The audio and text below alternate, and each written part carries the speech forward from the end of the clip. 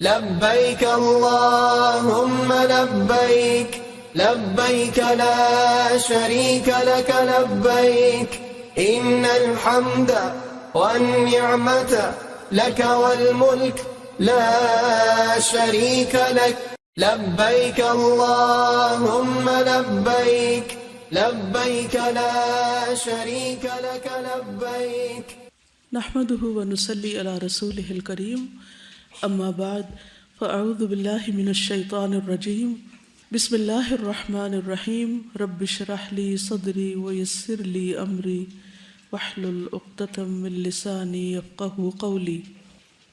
کل ہم نے عمرے کے بارے میں پڑھا تھا اور خاص طور پر یہ بات کہ قیامت تک کے لیے عمرہ حج میں داخل ہو چکا ہے۔ اب ہم سفر حج کا آغاز کریں گے انشاءاللہ۔ جب بھی انسان اپنے گھر سے نکلتا ہے تو جس نیت اور جس ارادے سے نکلتا ہے، جس کام کے لیے نکلتا ہے، وہ کام ہو جائے تو بہت اچھا، اور اگر نہ بھی ہو پائے تو نیت کا اجر اس کو مل جاتا ہے۔ اس لیے گھر سے نکلتے وقت مسنون دعاؤں کے علاوہ اپنی نیت کی درستگی اور اس کا جائزہ لینا بہت ضروری ہے، یعنی اس کا جائزہ لینا چاہیے۔ نبی صلی اللہ علیہ وسلم نے فرمایا، جب بھی کوئی شخص اپنے گھر سے نکلتا ہے تو اس کے دروازے پر 2 جھنڈے ہوتے ہیں، ایک جھنڈا فرشتے کے ہاتھ میں ہوتا ہے اور دوسرا شیطان کے ہاتھ میں۔ اگر وہ اللہ کی رضا والے عمل کے لیے نکلتا ہے تو فرشتہ اپنا جھنڈا لے کر اس کے پیچھے پیچھے روانہ ہو جاتا ہے، اور وہ گھر لوٹنے تک فرشتے کے جھنڈے تلے ہوتا ہے جب تک وہ واپس نہ آ جائے۔ اور اگر وہ اللہ کی ناراضگی والے عمل کے لیے نکلتا ہے تو شیطان اپنا جھنڈا لے کر اس کے پیچھے روانہ ہو جاتا ہے، اور وہ گھر واپس آنے تک شیطان کے جھنڈے تلے رہتا ہے، یعنی شیطان کی دوستی میں اور شیطان کے ساتھ میں، اور شیطان ہی پھر اس کو اکساتا رہتا ہے، ورغلاتا رہتا ہے اور سیدھے رستے سے ہٹاتا رہتا ہے۔ لیکن اگر انسان کی نیت اچھی ہے، ارادہ اچھا ہے، تو اللہ تعالیٰ کی طرف سے اس کو ایک مددگار بھی نصیب ہو جاتا ہے۔ جب انسان گھر سے نکلے تو گھر والوں کے لیے بھی دعا کرے، اور گھر والے بھی جانے والے کو مسنون دعاؤں کے تحفے کے ساتھ رخصت کریں۔ یہ سفر کی دعائیں مختلف کتابوں میں آپ کو مل جائیں گی۔ پھر اسی طرح یہ ہے کہ حج کا چونکہ پہلا رکن احرام ہے، تو اس لیے حاجی گھر سے نکلنے کے بعد میقات پر پہنچ کر احرام کی نیت کرے گا۔ احرام کا لفظی معنی ہوتا ہے حرام کرنا، باب فعل۔ شریعت کے مطابق احرام کا معنی ہوتا ہے اپنے لیے بعض ایسی چیزوں کو حرام کرنا جو عام حالات میں حلال ہوتی ہیں یا مباح ہوتی ہیں، اور دراصل احرام حج یا عمرے کی نیت کرنے کے عمل کو کہتے ہیں، یا اس کے ارادہ کو، کہ باقاعدہ انسان ایک طرح سے فارمل نیت کرتا ہے۔ الفاظ کون سے ہوتے ہیں؟ لبیک حجتن یا لبیک عمرتن، اور اگر قران ہو تو لبیک عمرتن و حجن، دونوں کا ہی۔ مجازن احرام ان 2 چادروں کو بھی کہتے ہیں جن کو حاجی احرام کی حالت میں استعمال کرتا ہے۔ اسی لیے عام طور پر کیا کہتے ہیں؟ کیا احرام خرید لیا؟ کیا احرام پہن لیا؟ تو یہ دراصل مجازی استعمال ہے، حقیقی معنی نہیں ہے۔ حقیقی معنی کیا ہے؟ احرام کے لیے چند حلال اور مباح چیزوں کو اپنے اوپر حرام کرنا، حج یا عمرے کی باقاعدہ نیت کرنا۔ کچھ کام احرام سے قبل کرنے کے ہوتے ہیں اور کچھ احرام کے حالت میں۔ جب سفر کا ارادہ ہو تو نکلنے سے پہلے کچھ ضروری کام کر لینے چاہیے، مثلاً اپنی جسمانی صفائی، ناخن کاٹنا، مونچھیں تراشنا، جسم کے انڈر آرمز، انڈر لیگز، زائد بال صاف کرنا، تاکہ پوری طہارت کا اہتمام ہو۔ انسان ایک عبادت کی ادائیگی کے لیے جا رہا ہے، لہٰذا بہت ضروری ہے کہ وہ صاف ستھری حالت میں ہو، خود کو بھی اذیت نہ ہو اور دوسروں کو بھی اذیت نہ دے۔ پھر غسل کرنا۔ زید بن ثابت سے روایت ہے کہ انہوں نے نبی صلی اللہ علیہ وسلم کو دیکھا، آپ احرام باندھنے کے لیے علیحدہ ہوئے اور غسل کیا۔ نبی صلی اللہ علیہ وسلم نے فرمایا حیض اور نفاس والی عورتیں جب میقات پر آئیں تو غسل کر کے احرام باندھ لیں۔ ہمارے ہاں ایک عام سوچ پائی جاتی ہے کہ پیریڈز کے دنوں میں نہانا نہیں چاہیے، اور میں نے سنا کہ بعض لوگ 8 دن نہیں نہاتے، اسی لیے ان سے بہت کریہ قسم کی بدبو آتی ہے۔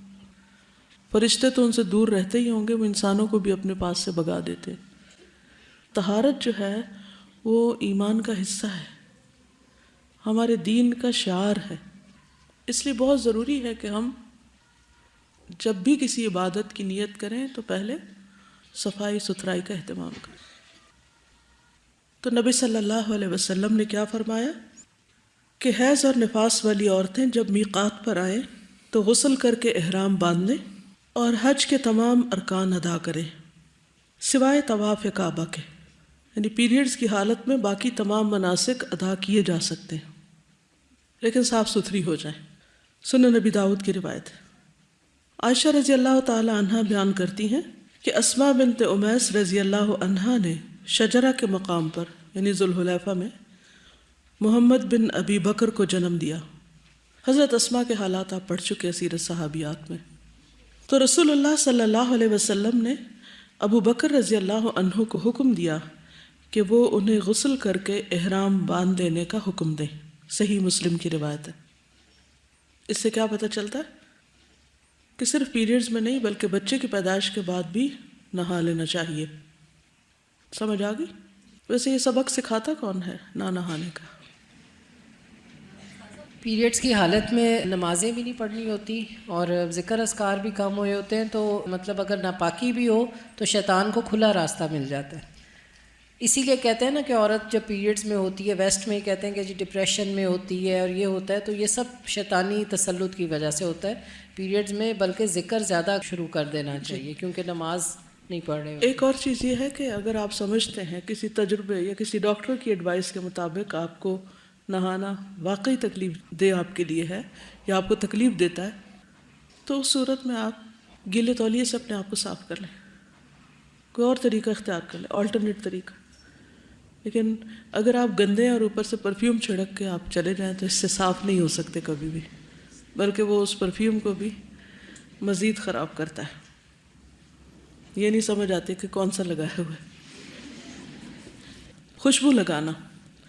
عائشہ صدیقہ رضی اللہ تعالی عنہا فرماتی ہیں کہ میں رسول اللہ صلی اللہ علیہ وسلم کو احرام باندھنے سے قبل اچھی طرح خوشبو لگاتی تھی، پھر آپ احرام باندھتے، آپ کو لگاتی تھی، کپڑوں کو نہیں۔ اب یہ یاد رکھیے۔ عائشہ صدیقہ رضی اللہ تعالی عنہا فرماتی ہیں کہ رسول اللہ صلی اللہ علیہ وسلم محرم ہیں، یعنی احرام کی حالت میں، اور گویا میں آپ کی مانگ میں خوشبو کی چمک دیکھ رہی ہوں، یعنی سر کے جو مانگ کا حصہ ہے یہاں پر۔ بعض لوگ بالوں میں نہیں لگاتے یا سر پہ نہیں لگاتے کہ بال سفید ہو جائیں گے، یہ ایک اور مت ہے۔ عورت بھی خوشبو لگا سکتی ہے لیکن تیز خوشبو لگانا منع ہے، یعنی پھیلنے والی نہ ہو۔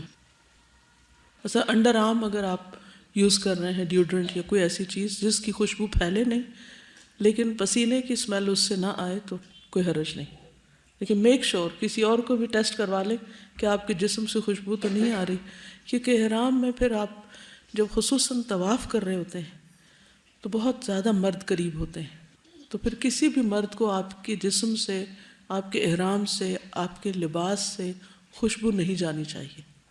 واضح؟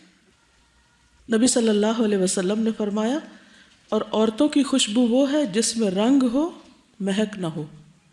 عائشہ رضی اللہ عنہا فرماتی ہیں کہ ہم نبی صلی اللہ علیہ وسلم کے ساتھ مکہ کو جاتی تو احرام کے وقت اپنی پیشانیوں پر خوشبودار مرکب کا ضماد کر لیا کرتی تھی، یعنی ماتھے کے اوپر کچھ لگا لیا کرتی تھی، جیسے کریم وغیرہ ہوگی یا کچھ اور۔ اس سے کیا ہے کہ رنگ تو آ جاتا تھا لیکن خوشبو نہیں پھیلتی تھی۔ تو اس سے پتہ چلتا ہے کہ لوشن وغیرہ بھی لگایا جا سکتا ہے۔ جب پسینہ آتا تو وہ ہمارے چہروں پر بہہ آتا، یعنی اوپر سے نیچے کو آ جاتا، جیسے میک اپ پسینے میں بہہ جاتا ہے۔ نبی صلی اللہ علیہ وسلم اسے دیکھتے تو اس سے منع نہیں فرماتے تھے۔ واضح؟ سنن نبی داؤد کی روایت ہے۔ اگر ممکن ہو تو کسی فرض نماز کے بعد احرام پہننا۔ ابن عباس رضی اللہ عنہ سے روایت ہے کہ رسول اللہ صلی اللہ علیہ وسلم نے ذوالحلیفہ میں ظہر کی نماز پڑھی، پھر آپ نے اپنی اونٹنی منگوائی اور اس کے کوہان میں دائیں طرف زخم جس سے خون بہا صاف کر دیا اور اسے 2 جوتیوں کا ہار پہنایا۔ یہ احرام کی علامت کے طور پر عربوں میں رواج تھا، یعنی قلادہ اس کو بولتے ہیں، قلابہ نہیں۔ کئی لوگ قلادہ کو کلابہ لکھتے ہیں یا پڑھتے ہیں۔ پھر آپ اپنی سواری پر سوار ہوئے۔ جب وہ مقام بیدا پر سیدھی کھڑی ہو گئی تو آپ نے حج کے لیے تلبیہ پکارا۔ تو اس سے کیا پتہ چلتا ہے کہ فرض نماز کے بعد احرام پہننا مسنون ہے، لیکن احرام کے کوئی خاص 2 نفل نہیں ہیں، ٹھیک ہے۔ نبی صلی اللہ علیہ وسلم کا احرام، عبداللہ بن عباس رضی اللہ عنہما سے روایت ہے کہ حجۃ الوداع میں نبی صلی اللہ علیہ وسلم ظہر اور عصر کے درمیان ہفتے کے دن کنگھی کرنے اور تیل لگانے اور ازار اور چادر پہننے کے بعد اپنے صحابہ کے ساتھ مدینہ سے نکلے، ٹھیک ہے۔ صحیح بخاری کی روایت ہے، یعنی آپ ایک طرح سے نہائے دھوئے، پھر کنگھی کی، تیل لگایا اور حضرت عائشہ نے خوشبو لگائی، پراپر تیار ہو کے نکلے۔ لیکن ابھی نیت نہیں کی آپ نے، ابھی مدینہ سے صرف اچھی طرح ڈریس اپ ہو کے نکلے، کیونکہ ابھی تک بات کیا ہو رہی ہے؟ احرام سے پہلے کرنے کے کام۔ مرد کا احرام کی حالت میں مردوں کا لباس 2 سفید چادروں پر مشتمل ہوگا، ایک چادر بطور تہبند اور دوسری چادر اوڑھنے کے لیے استعمال کریں، یعنی ایک نیچے اور ایک اوپر۔ ابن عمر سے روایت ہے کہ رسول اللہ صلی اللہ علیہ وسلم نے فرمایا، تمہیں تہبند، چادر اور جوتوں میں احرام باندھنا چاہیے، اگر جوتے نہ ہوں تو موزے پہن لیں، لیکن انہیں ٹخنوں سے نیچے تک کاٹ لو، ٹھیک ہے، یعنی ٹخنے ننگے ہونے چاہیے مردوں کے۔ اگر انہیں ایسے جوتے پہننے ہیں کہ جو چپل کی طرح کے نہیں ہیں، موزے ہوتے ہیں نا، بعضوں کے چمڑے کے موزے پہنتے ہیں لوگ، تو اسے پنڈلی تک نہیں آنا چاہیے۔ سفید رنگ مستحب ہے، لازم نہیں، پسندیدہ ہے۔ آپ نے فرمایا سفید کپڑے پہنا کرو، یعنی مردوں کے لیے، کیونکہ یہ سب سے بہترین ہوتے ہیں، اور انہی میں اپنے مردوں کو کفن دیا کرو۔ لیکن آپ نے احرام کے لیے سفید کی شرط نہیں لگائی، مگر چونکہ آپ نے پسند کیا اس لیے سفید احرام مردوں کے لیے پسندیدہ ہے، مستحب ہے۔ احرام میں ممنوع لباس کیا نہیں پہننا چاہیے؟ سلا ہوا کپڑا پہننا، سر ڈھانپنا، ٹوپی وغیرہ۔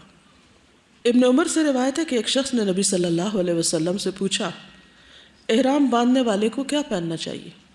آپ نے فرمایا، نہ قمیص پہنے، نہ پگڑی باندھے اور نہ پائجامہ، نہ کوئی ٹوپی والا کوٹ پہنے، نہ کوئی زعفران اور ورس سے رنگا ہوا کپڑا پہنے، یعنی ایسا کپڑا نہیں پہنے جس کے رنگنے میں خوشبو۔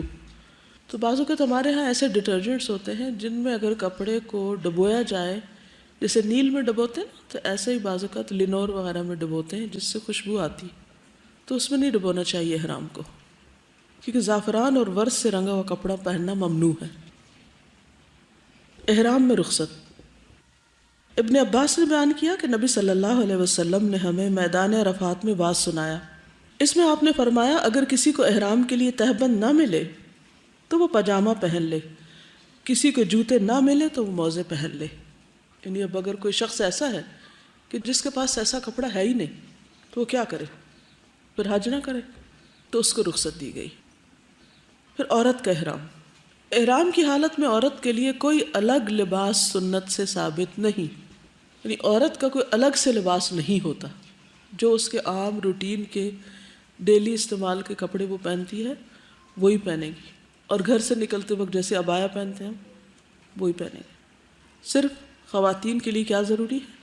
پردے کے احکامات کو ملحوظ رکھتے ہوئے اپنے عام لباس میں ہی احرام کی نیت کر لیں۔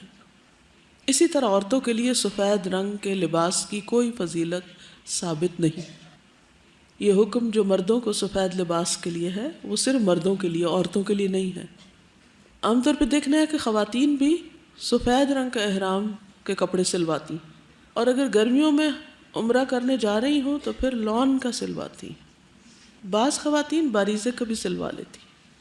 اور اللہ کی پناہ کہ احرام کی حالت میں طواف کرتے وقت ان کا پورا جسم جھلک رہا ہوتا ہے، یا تو انہیں کسی نے بتایا نہیں ہوتا یا انہیں خود سمجھ نہیں ہوتی، تو اس سے بچنا چاہیے، بلکہ دوسروں کو بتانا بھی چاہیے۔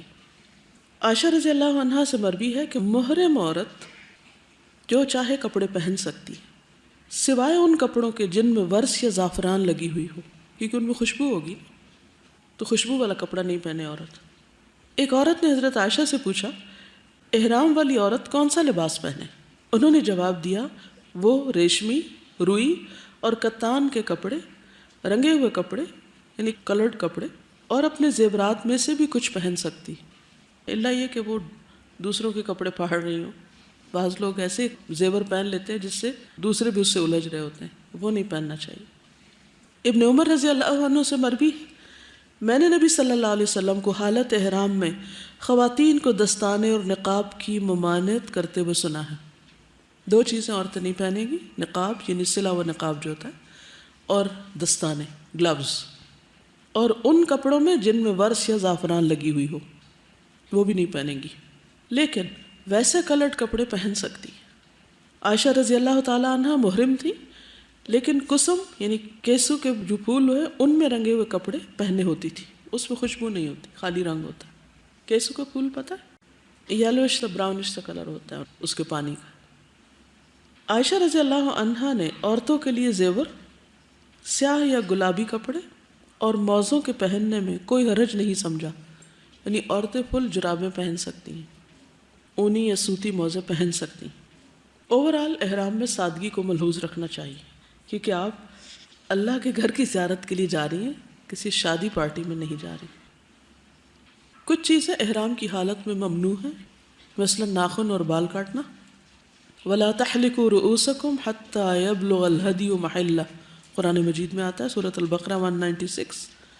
اور اپنے سر اس وقت تک نہ منڈاؤ جب تک کہ قربانی قربان گاہ تک نہ پہنچ جائے۔ نہ ٹرمنگ کرانی چاہیے نہ کٹنگ بالوں کی، ٹھیک ہے، نہ عورت کو نہ مرد کو، واضح؟ لیکن جو بال یا ناخن خود گر جائیں ان پر کوئی دم یا فدیہ نہیں۔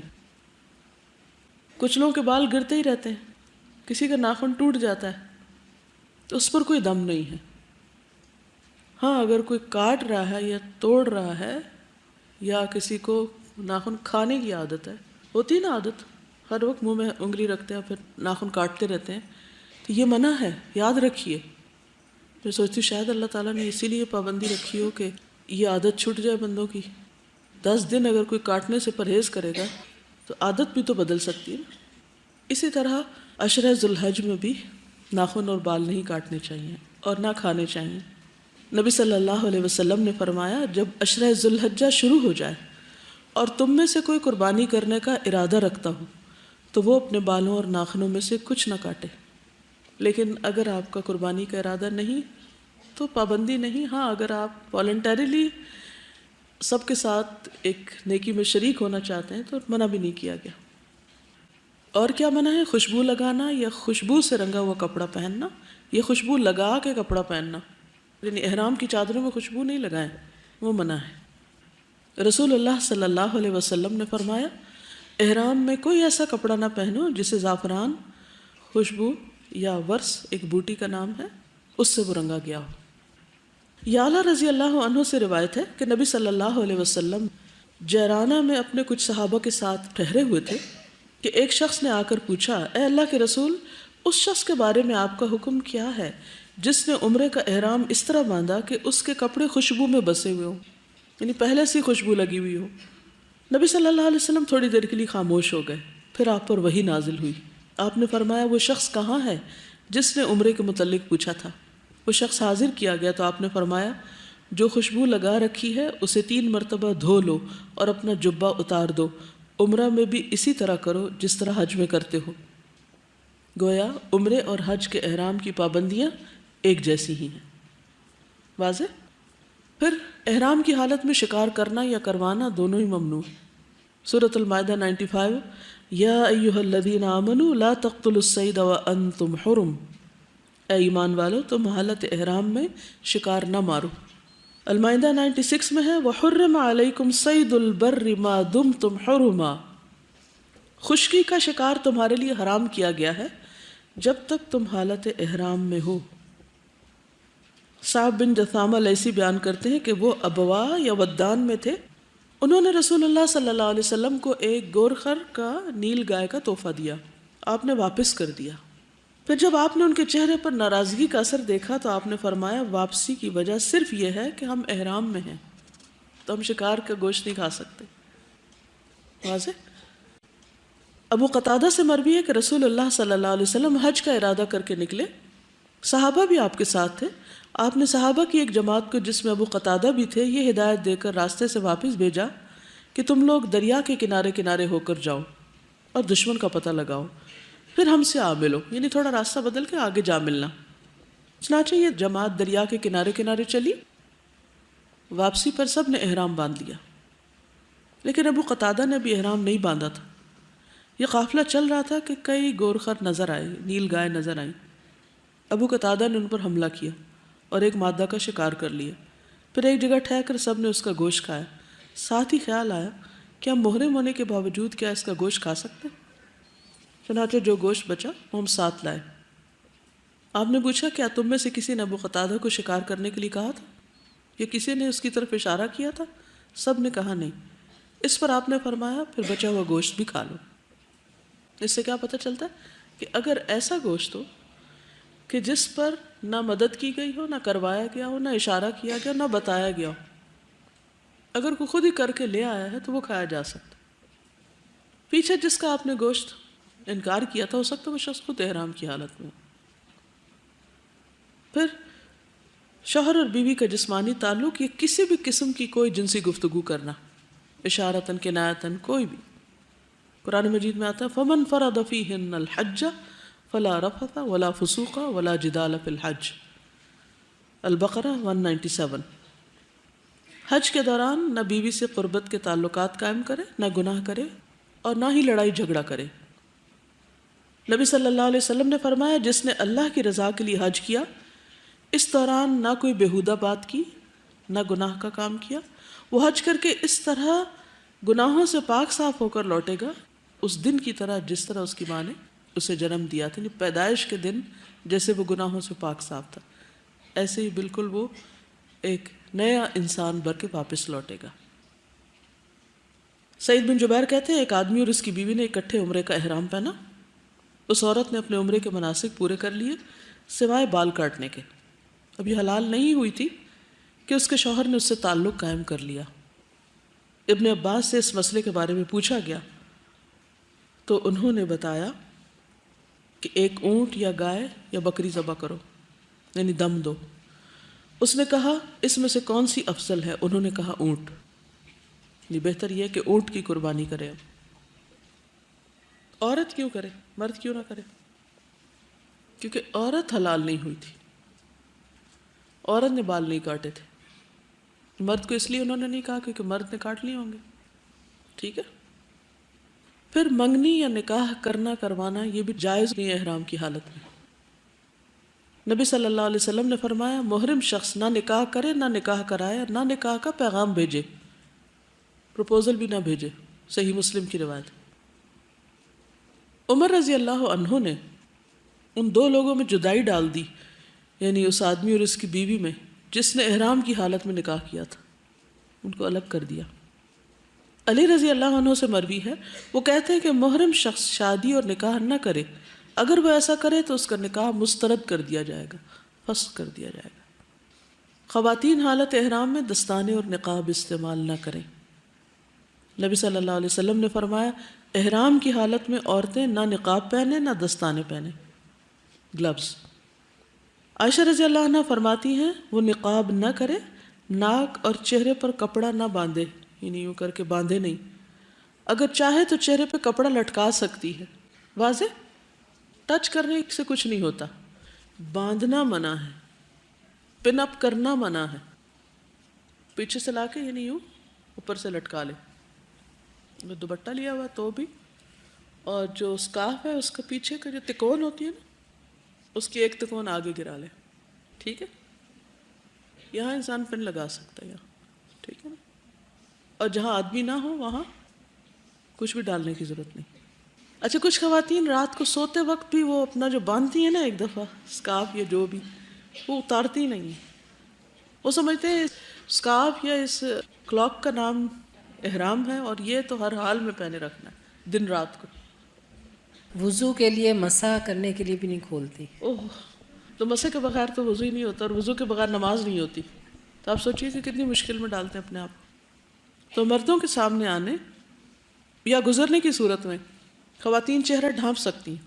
فاطمہ بنت منذر بیان کرتی ہیں کہ ہم حالت احرام میں اپنے چہرے ڈھانپا کرتی تھی، اور اسماء بنت ابی بکر بھی ہمارے ساتھ ہوتی تھی.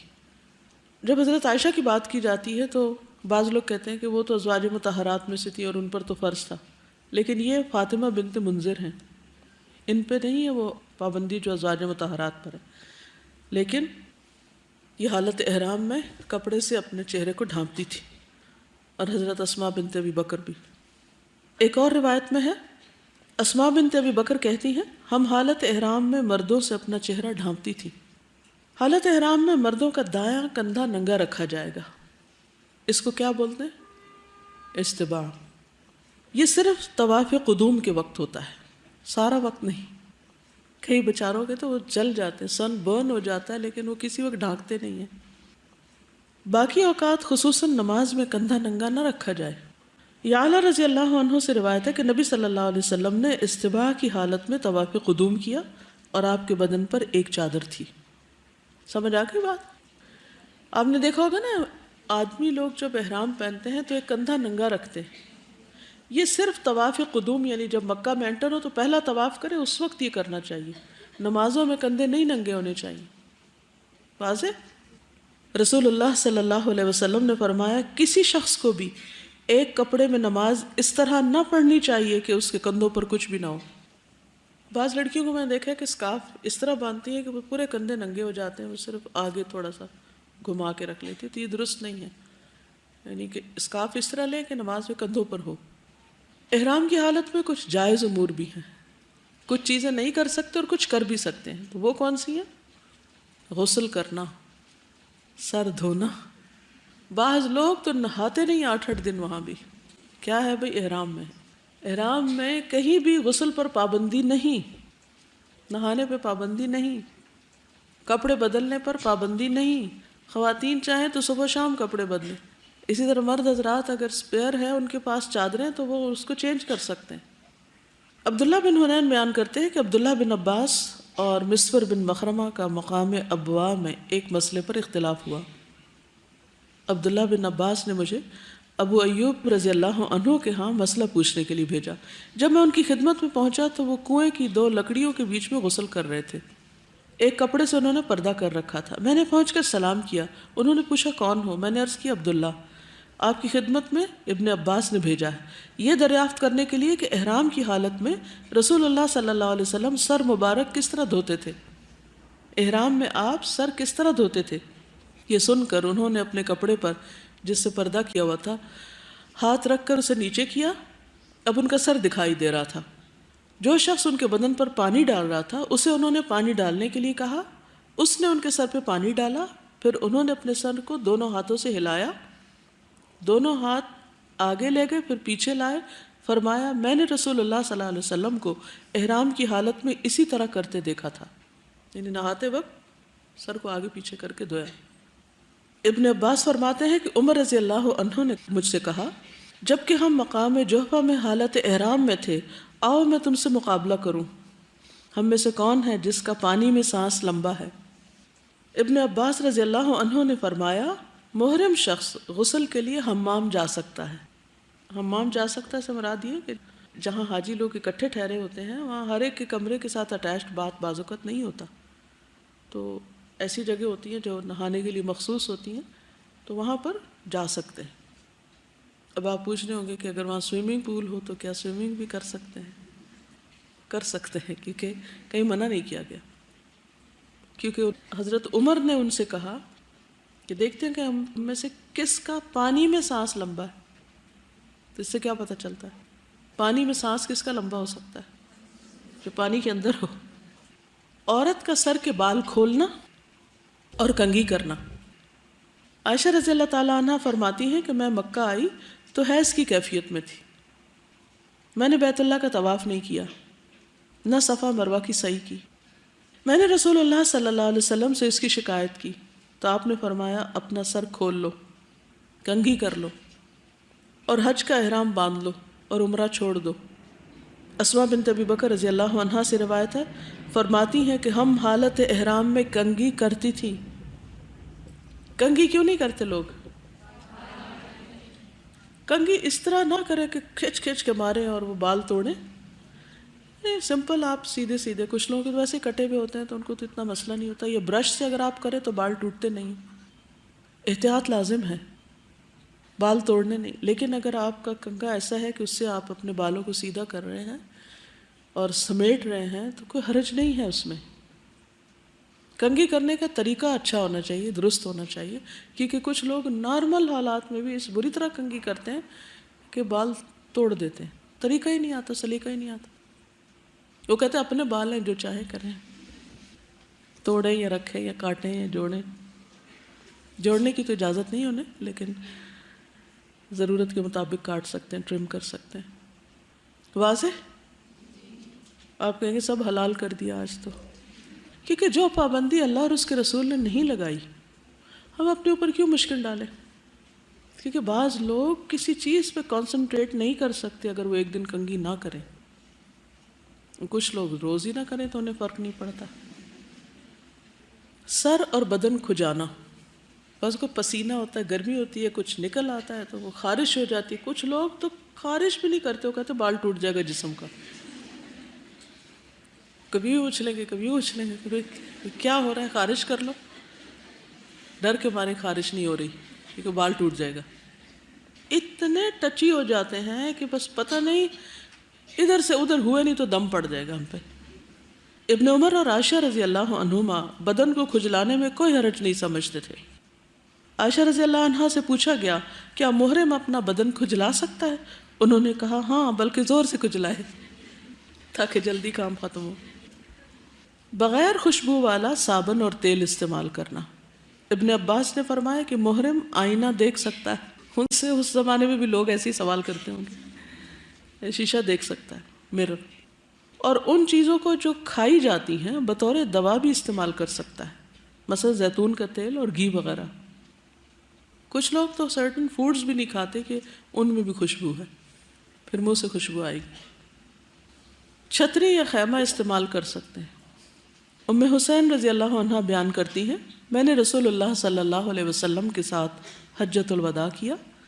میں نے اسامہ اور بلال کو دیکھا کہ ان میں سے ایک نبی صلی اللہ علیہ وسلم کی اونٹنی کی مہار پکڑے ہوئے تھا، دوسرا آپ کو گرمی سے بچانے کے لیے آپ پر کپڑا بلند کیے ہوئے تھا، حتیٰ کہ آپ نے جمرہ عقبہ کو کنکریاں مار لیں. ٹھیک ہے، ایک اونٹنی کو پکڑے ہوئے تھا اور دوسرا آپ کے اوپر کپڑا ڈالے ہوئے تھا.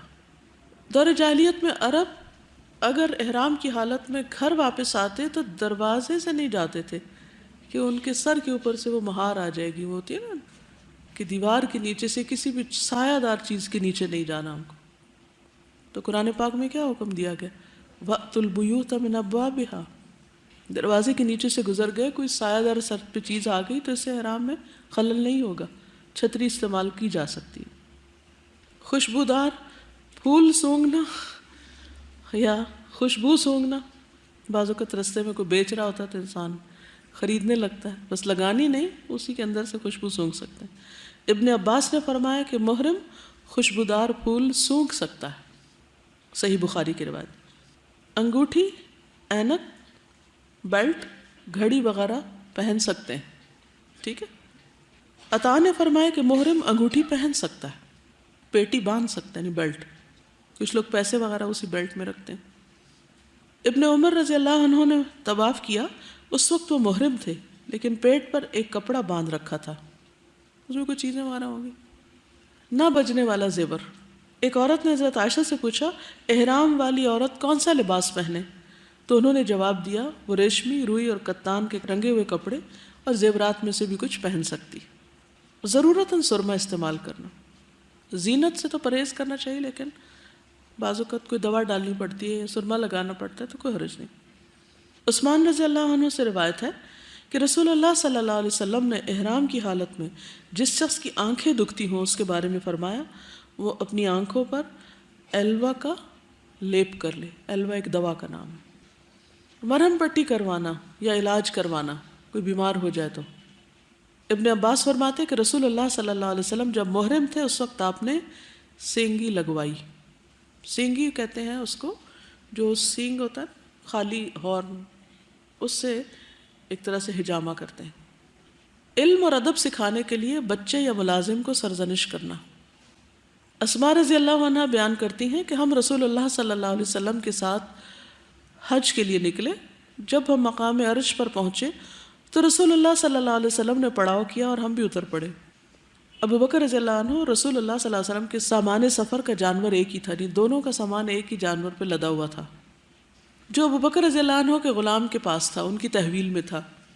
ابو بکر بیٹھے اس کا انتظار کر رہے تھے کہ وہ آ جائے. چنانچہ جب وہ آیا تو اونٹ ساتھ نہیں تھا، وہ کہیں گم کر آیا اس کو. انہوں نے پوچھا تمہارا اونٹ کہاں ہے؟ اس نے کہا وہ آج رات گم ہو گیا. ابو بکر نے کہا صرف ایک اونٹ اور وہ بھی تم نے گم کر دیا؟ پھر اسے مارنے لگے اور رسول اللہ صلی اللہ علیہ وسلم مسکراتے رہے اور فرمانے لگے دیکھو اس محرم کو کیا کر رہا ہے، احرام کی حالت میں پٹائی کر رہا ہے اس کی. پھر موذی جانور سانپ، بچھو، چوہا، مکھی یا جوں وغیرہ کو بوقت ضرورت مارنا. ویسے تو شکار منع ہے لیکن ان کا شکار کیا جا سکتا ہے. عبداللہ بن عمر رضی اللہ عنہما نے بیان کیا کہ رسول اللہ صلی اللہ علیہ وسلم نے فرمایا 5 جانور ایسے ہیں جنہیں اگر کوئی شخص حالت احرام میں بھی مار ڈالے تو اس پر کوئی گناہ نہیں. بچھو، چوہا، کاٹ لینے والا کتا، کوا اور چیل. احرام کی حالت میں سونا، آرام کرنا، کھانا پینا یہ بھی جائز ہے. بعض لوگ مکہ پہنچتے ہی سامان پھینکتے ہیں اور آرام کیے بغیر عمرہ کرنے پہنچ جاتے ہیں. وہ کیا سمجھتے ہیں کہ اب یہاں آ کر احرام کی حالت میں کچھ بھی کرنا منع ہے، سب سے پہلے عمرہ کرو. اچھی بات ہے اگر آپ کی ہمت ہے ضرور کریں، لیکن بعض لوگ اتنے تھک چکے ہوتے ہیں کہ پھر عمرہ کرتے وقت انہیں یہ بھی بھول جاتا ہے کہ کتنے چکر تھے طواف کے. پھر دوسروں سے ہی پوچھتے رہتے ہیں کیونکہ ہوش گم ہوتے ہیں، بہت تھکاوٹ ہو جاتی ہے بعض اوقات. تو اس میں کیا بہتر ہے پھر آرام کر لیں. اگر بیمار ہو گئے تو علاج کرا لیں، کچھ بھی کریں اور پھر آپ آرام سے عمرہ کر لیں. حج پر جانا ہے تو وہ تو ایک الگ بات ہے کہ 8 تاریخ کو آپ کو نکلنا ہی پڑے گا، لیکن عمرے میں آپ کچھ گھنٹے سو کے آرام کر کے تازہ دم ہو کے کپڑے چینج کر کے اس کے بعد آپ جا سکتے ہیں. اتنی باتیں سب کو سمجھ آ گئی. مشروط احرام باندھنا. اگر کسی شخص کو بیماری وغیرہ کا خوف ہو یا روک لیے جانے کا تو وہ احرام باندھتے وقت یہ نیت کر لے جو آپ صلی اللہ علیہ وسلم نے بتائی، اللہم محلی حیث حبستنی. متفق علیہ روایت ہے کہ اللہ میں اس وقت حلال ہو جاؤں گا جہاں تو نے مجھے روک دیا. تو ایسے شخص کو حج یا عمرہ ادا کرنے سے قبل احرام کھولنے پر کوئی دم نہیں ہوگا، نہ آئندہ حج قضا کرنا ہوگا بشرطے کہ یہ حج فرض نہ ہو، کیونکہ اس کی قضا ضروری ہے. ٹھیک ہے، کیونکہ وہ تو پھر دوبارہ ادا کرنا ہوگا اگر صاحب حیثیت ہے. کل ہی کسی نے مجھے فون کیا، وہ لوگ سعودی عرب کے ایک اور شہر میں پہنچے ہوئے تھے، تو ان کا ارادہ یہ بن رہا تھا کہ ہم حج بھی کر لیتے ہیں، لیکن وہ شور نہیں تھے کہ ہم کر پائیں گے یا نہیں. ایسا نہ ہو کہ راستے میں کوئی روک دے کہ آپ نہیں جا سکتے. اب میقات کراس کرنی ہے تو احرام کے بغیر تو نہیں کر سکتے، اب کیا کریں؟ تو یہی بات میں نے ان کو بتائی کہ آپ مشروط احرام باندھ لیں، کیونکہ پہلے انہوں نے فرض حج کیا ہوا کہ اللہم محلی حیث حبستنی، میں اس جگہ حلال ہو جاؤں گا جہاں تو نے مجھے روک دیا. 96 میں ہم الہدا کے اسٹوڈنٹس کا ایک ٹرپ لے کر گئے تھے ٹرکی. تو اتفاق سے جو فلائٹ تھی ہماری وہ وایا جدہ تھی. ہم سب عمرے کے شوقین، سب نے احرام باندھ لیے. اب ظاہر ہے کہ وہ بہت کوشش کے باوجود بھی انہوں نے ہمیں ٹرانزٹ ویزا نہیں دیا، حالانکہ 12 گھنٹے کا اسٹے تھا. اگر دے دیتے تو عمرہ کر کے واپس آ جاتے. یہاں سے بھی جاتے ہوئے کوشش کی، ٹائم تھوڑا تھا، نہیں پراپر کر سکے. تو پھر یہی احرام باندھا گیا کہ اگر اجازت نہ ملی تو احرام کھول دیں گے، اور اگر مل گئی تو عمرہ کر لیں گے، کیونکہ میقات سے پہلے احرام پہننا ضروری ہے۔ تو اگر کسی کو شک ہو کہ رکاوٹ آ سکتی ہے تو اس صورت میں مشروط احرام پہن لے۔ اسی طرح اگر احرام کے دوران عورت کو پیریڈز آ جائیں، یعنی گھر سے وہ ٹھیک ٹھاک گئی تھی اور رستے میں کچھ ہو گیا، تو احرام ختم نہیں ہوتا، حج کی پابندیاں برقرار رہتی ہیں۔ اگر ایک ہفتے بعد پاک ہو رہی ہے تو ہفتے بعد نہا کر اسی حالت، یعنی احرام تو ہوگا ہی اس کا، جا کر وہ عمرہ کر لے۔ سمجھ آئے کہ نہیں آئی یہ بات؟ مثلا گھر سے ایک خاتون نکلی، پیریڈز تھے یا رستے میں شروع ہو گئے، میقات سے پہلے ہی ہو گئے یا میقات پار کر کے ہو گئے یا مکہ پہنچ کے ہو گئے، اب وہ طواف نہیں کر سکتی، صحیح نہیں کر سکتی، اب کیا کرے؟ انتظار کب تک؟ پاک ہونے تک۔ جب پاک ہو جائے تو کیا کرے؟ نہا لے۔ جائز ہے نہانا؟ ضروری ہے نہانا، یہاں جائز کی بات نہیں، نہائے، بس خوشبو والا شیمپو وغیرہ نہیں لگائے۔ اب بہت عام ملتے ہیں ایسے شیمپو، ایسے صابن جن میں خوشبو نہیں ہوتی، اگر نہ ملے تو ویسے ہی پانی بہا لے پھر انسان، اور کیا کر سکتا ہے، یا مجبوراً ہاتھ دھو لے۔ نجاست کو دور کرنا بھی ضروری ہے، تو وہ انتظار کرے حتیٰ کہ پاک ہو جائے، نہائے اور پھر اپنا عمرہ کر لے۔ احرام میقات سے پہلے باندھ لینا چاہیے، چاہے گھر سے یا ایئرپورٹ سے یا جہاز میں اگر ممکن ہو۔ خاص طور پر جو لوگ جہاز کا سفر کرتے ہیں تو ان کے لیے مشکل ہوتی ہے کہ وہ جہاز کے اندر احرام پہن سکیں۔ خواتین کے لیے عام طور پہ نہیں مشکل ہوتی، میں اپنے ہینڈ بیگ کے اندر ہی دوپٹہ رکھ لیتی ہوں اور بیٹھے بیٹھے ہی چینج کر لیتی ہوں۔ لیکن میقات سے پہلے، کیونکہ جہاز پر بعض اوقات وہ جب اعلان کر رہے ہوتے ہیں تو آدھے لوگ سو رہے ہوتے ہیں، کیونکہ بہت گھنٹے پہلے بلاتے ہیں نا ایئرپورٹ پہ، لوگ تھک چکے ہوتے ہیں، کچھ لوگ دوسرے شہروں سے پہنچتے ہیں، گاؤں وغیرہ سے آتے ہیں، تو بائی دا ٹائم وہ جہاز میں بیٹھتے ہیں، پھر انہیں کھانا وانا سرو ہوتا ہے، پھر وہ تھوڑا وہ سکون ان کو ملتا ہے تو سو جاتے ہیں، اور جب اناؤنسمنٹ ہوتی ہے تو مس کر جاتے ہیں۔ تو اس لیے احرام پہن کے بیٹھنا چاہیے یا پہلی فرصت میں پہن لینا چاہیے، پھر اس کے ساتھ یہ کہ نیت کر لینی چاہیے۔ اور بعض اوقات یہ ہے کہ اگر میقات سے پہلے نیت نہیں کی یا احرام نہیں پہنا تو مشکل ہو جائے گی، کیونکہ یہ حج کا ایک رکن ہے احرام۔ خواتین کے لیے پہلے بھی بات ہوئی تھی کہ کوئی خاص لباس نہیں ہے، لیکن ایک چیز جو بہت فائدہ دیتی ہے، جو میں نے ذاتی تجربے میں ہے، کہ اگر نیچے کوئی ایسا چھوٹا سا رومال سا آپ باندھ لیں بالکل نرم ململ کا، تو اس سے بال باہر نہیں نکلتے۔ کچھ خواتین احرام بھی پہنا ہوتا ہے اور لٹیں یہاں سے ادھر سے ادھر سے نکل کے ننگی ہو رہی ہوتی ہیں۔ تو ایک آپ احرام پہنے وہ اوپر سے حرام کام کر رہے ہیں بال دکھا کے، بعض اوقات سی تھرو ہوتا ہے تو بال جھلک رہے ہوتے ہیں، تو اگر ایک رومال اچھی طرح باندھ لیا جائے تو اس سے بہت آسانی ہو جاتی ہے، لیکن سر کا مسح کرتے وقت اس رومال کو ہٹانا ہوگا۔ یا پھر ایک اور صورت کہ سر پر آپ کوئی جیل وغیرہ لگا لیں جس سے بال جو ہیں وہ ایک طرف کو چپک جائیں، باہر نہ نکلیں۔ جن مردوں کے بال بھی لمبے ہوں، کئی لوگ لمبے بال رکھتے ہیں، تو ان کے لیے مسنون ہے کہ سر پہ کوئی چپکنے والی چیز لگا لیں تاکہ بال جمے رہیں۔ اس عمل کو تلبید کہتے ہیں، تلبید۔ ٹھیک ہے، آج کے لیے اتنا ہی کافی ہے۔ اگر آج کے لیسن سے متعلق کوئی سوال ہو تو آپ کر سکتے ہیں۔ سوال ہے، کسی نے پہلے سے عمرہ کر لیا ہے اور اب حج اور عمرہ دونوں کرنے کی استطاعت نہیں تو کیا کرے؟ کیا کرے آپ بتائیے مجھے۔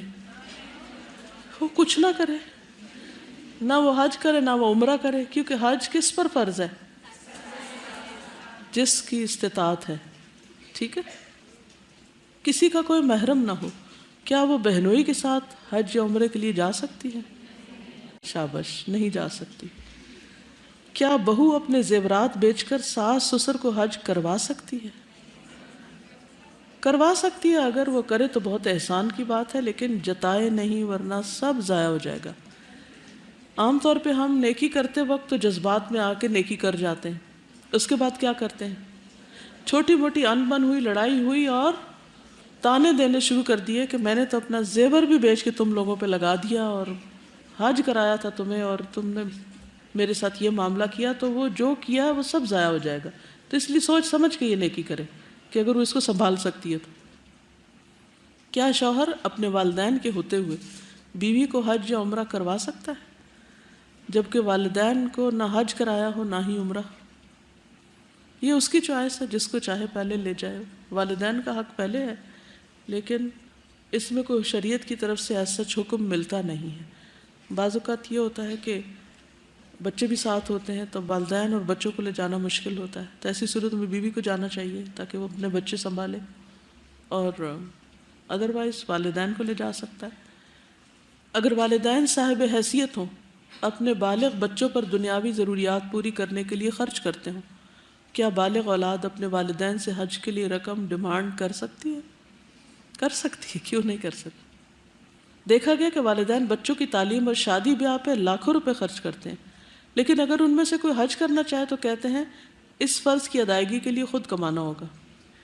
کیا ایسے والدین پر فرض ہے کہ وہ بچوں کو حج کرائیں یا فضیلت ہے؟ فضیلت ہی ہوگی، کیونکہ فرض تو اپنی حیثیت کے مطابق ہوتا ہے. ڈیورنگ احرام کیا عورت اپنے شوہر کے سامنے اسکارف اتار سکتی؟ اتار سکتی. ٹھیک ہے، آج کے لیے اتنا ہی کافی ہے. اوکے، السلام علیکم ورحمۃ اللہ وبرکاتہ. لبيك اللهم لبيك لبيك لا شريك لك لبيك